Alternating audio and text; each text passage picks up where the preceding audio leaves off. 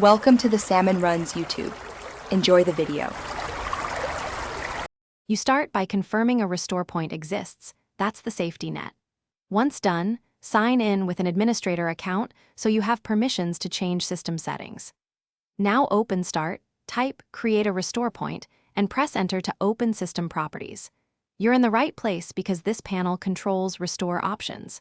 Make sure system protection is enabled on the drive you'll restore. This is why restore points were created in the first place. You now click System Restore and then next to see the list of restore points, pick one with a date before the problem appeared. Once selected, you scan for affected programs to see what will be removed or restored.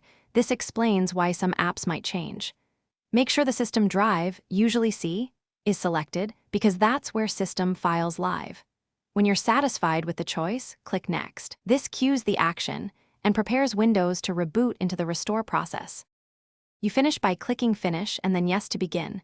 Windows will reboot and apply the restore, so save work first. Wait patiently, do not power off, because the system may reboot several times while files are replaced. This is normal. Once Windows finishes, sign back in and verify the issue is resolved. If the restore fails, try booting into safe mode and run system restore again, or choose an earlier restore point. That troubleshooting step often succeeds when Thanks for watching. Consider subscribing if we helped you.